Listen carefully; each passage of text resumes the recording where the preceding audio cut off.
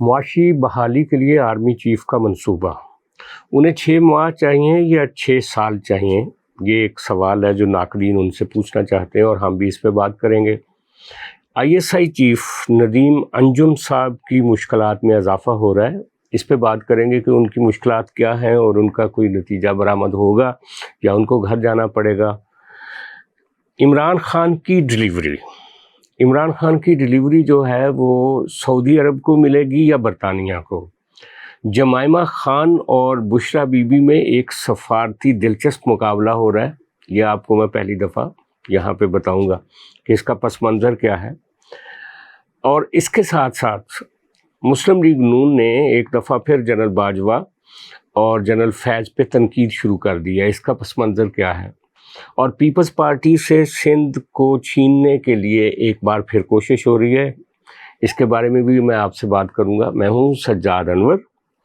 اور آپ دیکھ رہے ہیں میرا یوٹیوب چینل مختلف۔ امید ہے آپ سب خیریت سے ہوں گے۔ اگر ابھی تک آپ لوگوں نے میرا چینل سبسکرائب نہیں کیا تو پلیز پہلی فرصت میں اس کو سبسکرائب کر لیں۔ اب صرف کوئی 150 کے قریب مجھے سبسکرائبر چاہیے تاکہ 1000 کا جو ٹارگٹ ہے اس کو ہم حاصل کر سکیں۔ تو ہم بات کرتے ہیں آرمی چیف صاحب نے جو لاہور میں 500 کے قریب تاجروں سے بات کی، پھر جا کے کراچی میں تاجروں سے بات کی، اور اس میں ان کو یقین دلایا کہ میں 6 مہینے کے اندر پاکستانی معیشت جو ہے اس کو ٹرنڈ اراؤنڈ کر دوں۔ ان کا یہ بھی کہنا تھا کہ جناب جو انویسٹمنٹس آ رہی ہیں چائنا سے، سعودی عرب سے، UAE سے، اس کے نتیجے میں پاکستان میں ایک امید کی ایک نئی لہر کریٹ ہوگی، نئی جابس آئیں گی، اور یہ جو موجودہ بے یقینی ہے یہ ختم ہو کے رہ جائے گی۔ ان کا یہ بھی کہنا تھا کہ یہ جو معاشی اس وقت مشکلات ہیں ان کی ایک وجہ سیاسی بے یقینی ہے، جس کی وجہ سے ہماری عدالتوں کے فیصلوں کی وجہ سے اور کچھ سیاسی انریسٹ کی وجہ سے یہ سارا کچھ ہوا، لیکن 6 مہینے میں جا کے استحکام آ جائے گا۔ ان کا یہ بھی کہنا تھا کہ میں ان 6 مہینوں میں کرپشن ختم کروں گا، اسمگلنگ ختم کروں گا، اور بہت سارے وعدے انہوں نے کیے۔ لیکن یہ جو سارا پلان ہے ان کا پاکستان کی معیشت کو بہتر کرنے کا، معاشی بحالی کا، اور ملک کی جو اس وقت ڈوبتی ہوئی نیا ہے اس کو پار لگانے کا، لوگ اس کو کافی ایمبیشیس قرار دے رہے ہیں۔ لوگوں کا یہ خیال ہے کہ اسی طرح کے وچار اور اسی طرح کی سوچ جنرل باجوہ کی بھی تھی۔ انہوں نے 6 سال بڑی ایفرٹ کی، 6 سال میں انہوں نے بہت سارے تجربے بھی کیے، عمران خان صاحب کو لے کر آئے۔ ان کا خیال تھا 2 پولیٹیکل پارٹیاں جو مین ہیں وہ صحیح کام نہیں کر رہی، وہ کرپٹ ہیں۔ انہوں نے اپنی طرف سے ایک اچھی پارٹی بنا کے لانچ بھی کی۔ انہوں نے ٹیکنوکریٹس بھی لے کر آئے، حفیظ شیخ کی طرح کے اور شبر زیدی کی طرح کے، اور اس طرح اور بہت کچھ باجوہ صاحب نے کیا۔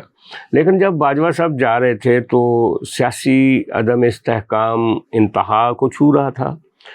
معاشی زوال اس قدر تھا کہ ملک کے دیوالیہ ہونے کی باتیں ہو رہی تھیں۔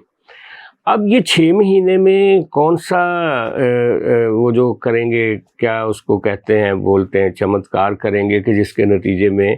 پاکستان میں یہ جو مایوسی ہے، یہ جو معاشی زوال ہے، یہ الٹ جائے گا اور پاکستان ایک بہتر راستے پہ گامزن ہو جائے گا۔ جو روڈ میپ ہے اپنا جنرل عاصم منیر صاحب کے پاس، وہ روڈ میپ تو آلموسٹ، اور وہ جو فیڈ بیک ہے اور وہ جو طریقہ ہے بات کرنے کا، وہ جو ان کے پاس مشینری، وہ ساری چیزیں تو باجوہ صاحب کے پاس بھی تھیں، اور باجوہ صاحب کو ٹائم بھی زیادہ مل گیا تھا۔ 6 سال 2 ٹرمز انہوں نے گزاری، اور یہ 6 مہینے میں بہت کم عرصے میں بہت سیریس پرابلمز ہیں آپ کی معیشت کے، ان کو کیسے ٹھیک کر سکتے ہیں؟ اور جو لوگ یہ کہہ رہے ہیں، جنہوں نے سنا ہے جنرل صاحب کو لاہور میں اور کراچی میں، ان کا کہنا ہے کہ وہ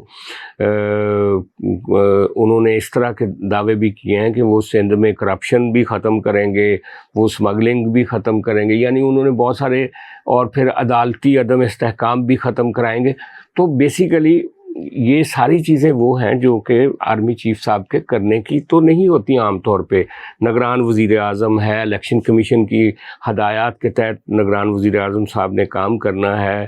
آپ کے ملک میں ایک کانسٹیٹیوشن ہے، آپ کسی کو بلا وجہ سکریو نہیں کر سکتے. ٹھیک ہے، آپ نے 9 مئی کی آڑ میں بہت بڑے کام کیے ہیں. پی ٹی آئی کو جس طرح سے اب ڈسبینڈ کیا جا رہا ہے وہ اپنی جگہ، لیکن اس معاملے کو آپ 6 مہینے تک کیسے لٹکا سکتے ہیں اور کیسے لے جا سکتے ہیں اور کیسے یعنی کہ یہ جو ہر طرف سے بگاڑ ہے اس کو کیسے ٹھیک کر سکتے ہیں؟ یہ کافی بڑے سوالات ہیں آرمی چیف صاحب کے لیے. اللہ کرے کہ وہ کامیاب ہو سکیں، لیکن ان کی کامیابی کا تعلق جو اگر گراؤنڈ ریئلٹیز کو دیکھا جائے تو کافی لگتا ہے کہ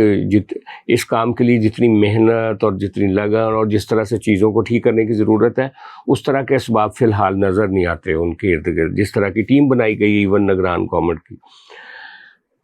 یہ تو خیر آرمی چیف صاحب کے دعوے تھے اور اس کا ایک ہمارے نظر میں ایک جو جائزہ تھا وہ بتایا آپ کو. اسی طرح آئی ایس آئی چیف جو کہ مڈ آف سپٹمبر میں ریٹائر ہونے جا رہے ہیں، ان کی ریٹائرمنٹ کی باتیں آپ نے کل پرسوں چوتھ کئی جگہ پہ سنی ہیں،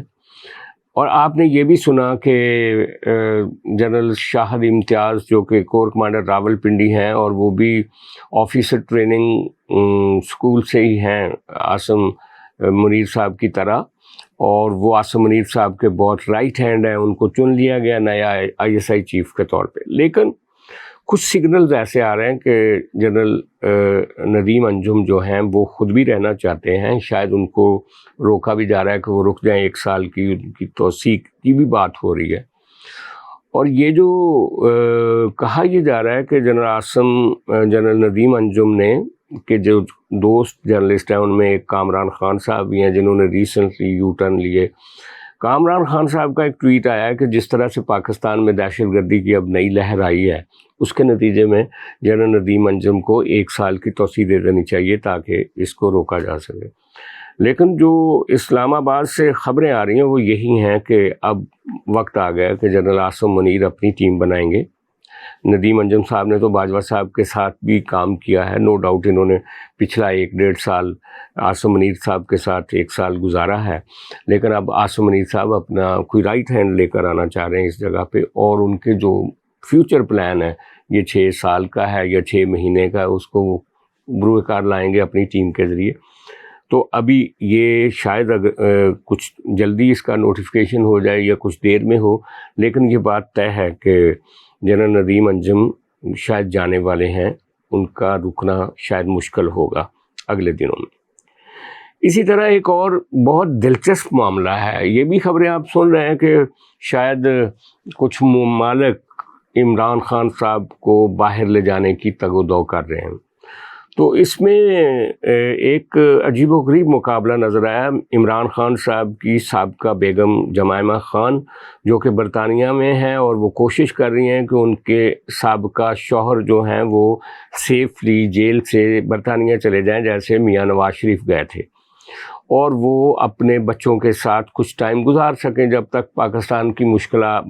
میں ان کی پارٹی کے لیے مشکلات ہیں، اور جب مشکلات ختم ہوں گی تو وہ واپس آ جائیں. لیکن سائملٹینیسلی بشریٰ بی بی ہرگز نہیں چاہتی کہ عمران خان صاحب اگر پاکستان سے باہر جائیں تو وہ برطانیہ میں جائیں، کیونکہ بشریٰ بی بی نے پچھلے 4-5 سال میں عمران خان صاحب پر یہ پابندی لگائی ہوئی تھی کہ وہ اپنی اولاد سے نہ ملے. اسی لیے ان کو عمران خان صاحب وزیر اعظم تھے تو شاید ایک دفعہ وہ آئے تھے اور ان سے کوئی زیادہ ملاقاتیں نہیں ہوئیں عمران خان صاحب کی. ابھی بھی بشریٰ بی بی نے جو سعودی سفیر کے ساتھ گفتگو کی اور ملاقات ایک کی، ان کی خواہش ہے کہ عمران خان صاحب کو جیسے پہلی دفعہ میاں نواز شریف سعودی عرب گئے تھے اسی طرح کا کوئی ارینجمنٹ ہو جائے تو وہ برطانیہ نہ جائیں بلکہ ان کو سعودی حکومت لے جائے. اور سعودی فرمانروا شہزادہ محمد بن سلمان جو ہے وہ بھی گورنمنٹ آف پاکستان کو کہہ چکا ہے کہ آپ عمران خان کو اگر آپ چاہتے ہیں تو عمران خان سعودی عرب کے حوالے کر دیں. اب دیکھنا یہ ہے کہ بشریٰ بی بی جیتتی ہیں جو ان کو سعودی عرب، جو ان کی ڈلیوری سعودی عرب کو دینا چاہتی ہیں، یا جمائمہ جیتتی ہیں جو برطانیہ ان کو اپنے پاس بلانا چاہتی ہیں. یہ آنے والے دنوں میں اس کا تعین ہوگا. ایک اور دلچسپ بات ہے وہ یہ ہے کہ جیسے جیسے میاں نواز شریف کی واپسی قریب آ رہی ہے، 16 اکتوبر کی تاریخ دی گئی ہے اور کہا یہ جا رہا ہے کہ وہ اب اسلام آباد کی بجائے لاہور آئیں گے، اس کے ساتھ ہی ساتھ کچھ خبریں عجیب و غریب آ رہی ہیں کہ 100 لوگ ایسے ہیں جو پیپلز پارٹی اور مسلم لیگ نون کے جن کی لسٹیں بن گئی ہیں اور جن کے خلاف احتساب شروع ہوگا اور یہ وہ اس طرح کے سگنل سے یوں لگتا ہے کہ جیسے مسلم لیگ نون اور پیپلز پارٹی کو آنے والے اقتدار میں وہ والا شیئر نہیں ملے گا جس طرح کا مسلم لیگ نون سوچ رہی ہے یا پیپلز پارٹی سوچ رہی ہے۔ مسلم لیگ نون سوچتی ہے کہ میاں نواز شریف چوتھی ٹرم کے لیے وزیر اعظم بنے، پیپلز پارٹی سوچتی ہے کہ بلاول بھٹو کو کسی طرح وزیر اعظم بنایا جائے۔ لیکن جو خبریں آ رہی ہیں اس وقت وہ تو یہ آ رہی ہیں کہ جناب میاں نواز شریف کے لیے بھی عدالتی مشکلات جو ہیں وہ جلدی سے حل ہونے والی نہیں ہیں۔ تو مسلم لیگ نون نے بھی ایک طرح سے ان کے کچھ لیڈروں نے دوبارہ سے باجوہ صاحب پہ اور جنرل فیض پہ اٹیک شروع کر دیا، اور در پردہ وہ یہ کہہ رہے ہیں کہ یہ جو فوجی مداخلت ہوتی ہے سیاسی جماعتوں کو روکنے کے لیے اور ان کو کچھ کٹ پتلیوں کو آگے لے جانے کے لیے، یہ ملک کے لیے نقصان دہ ہے۔ اب سوال یہ ہے کہ جو پیپلز پارٹی کے خلاف ہو رہا ہے، جس طرح سے وہاں پہ جنرل حارث نواز جو ہیں ان کو وزیر داخلہ بنا دیا گیا ہے،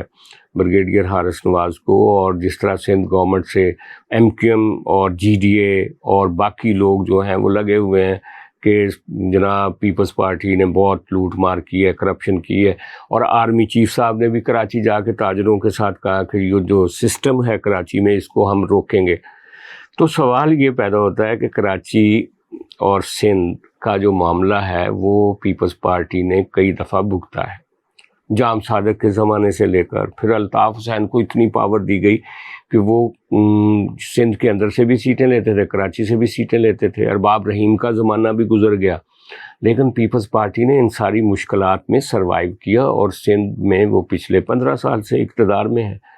اور آئندہ بھی وہ ان کا اقتدار جو ہے وہ تو آسانی سے چھینا نہیں جا سکتا سندھ سے۔ لیکن یہ جو تاثر ہے نا کہ پیپلز پارٹی بہت کرپشن کرتی ہے،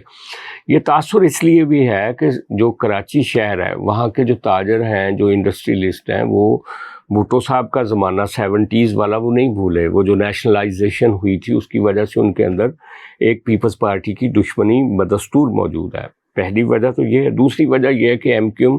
اور جو شہر کی اشرافیہ ہے، جو اردو سپیکنگ ہے، جو میڈیا میں ہے، جو سول سوسائٹی میں ہیں، جو سوشل میڈیا پہ کے ایکٹیوسٹ ہیں، وہ زیادہ تر اردو سپیکنگ ہے، اور ان کو تو بالکل بھی پسند نہیں ہے کہ پیپلز پارٹی کے لوگ اندرون سندھ سے آتے ہیں اور کراچی کے دارالخلافہ میں حکمرانی کرتے ہیں، وہ بھی ایک عرصے سے لگے رہتے ہیں۔ اور پھر جو کور کمانڈر ہوتا ہے کراچی کا، اس کو بھی بہت ساری کمپلینٹس ملتی رہتی ہیں، حالانکہ پورے پاکستان میں جو سیاسی اقربہ پروری ہے یا سیاسی پوزیشنز کا فائدہ اٹھانا تو پورے پاکستان میں، لیکن پیپلز پارٹی خاص طور پہ نشانہ بنتی ہے۔ آپ کو یاد ہوگا کہ کراچی میں اگر وہ جو بلدیاتی الیکشن تھے وہ کتنا بڑا مسئلہ بنا ہوا تھا، عدالتیں فیصلے دے رہی تھی۔ اب کراچی میں بلدیاتی الیکشن ہوئے ہیں، کیا کسی کو لاہور کے بلدیاتی الیکشن یاد ہیں، پشاور کے یا کوئٹہ کے یا کسی اور جگہ؟ تو انفارچونیٹ ہے، پیپلز پارٹی کافی زیادہ فلیش ہوتی ہے ان ساری چیزوں میں، لیکن وہ ان سارے بحرانوں میں سروائیو بھی کرتی ہے۔ لیکن اس دفعہ جو چانس پیدا ہوا تھا نا کہ پیپلز پارٹی سندھ سے باہر نکلے گی اور ایک نیشنل پارٹی بنے گی، اس آن سلاٹ سے کم از کم یہ نقصان پیپلز پارٹی کو ضرور ہوا ہے کہ وہ ان کے لیے کوئی بہت اچھا نظر نہیں آتا الیکشن کے بعد۔ اب دیکھنا یہ ہے کہ کیسے فروری تک یہ الیکشن جاتے ہیں، قاضی فائز صاحب کس طرح سے یہ سہولت دیتے ہیں اس نگران گورنمنٹ کو کہ یہ 3 مہینے مزید کام کر سکیں، یا وہ کس طرح سے آرمی چیف صاحب کے یہ جو ویژن ہے ان کا معیشت کی بحالی کا، اس کو جو وہ اس پہ عمل کرنے کے لیے جب کانسٹیٹیوشن کو یا باقی پیرامیٹرز کو کراس کریں گے تو اس پہ عدلیہ کیا کہے گی، یہ سارے سوالات ابھی ہوا میں ہیں۔ اب دیکھنا یہ ہے کہ آنے والے وقت میں یہ چیزیں کیسے انفولڈ ہوتی ہیں۔ کل پھر آپ سے ملاقات ہوگی، بہت شکریہ۔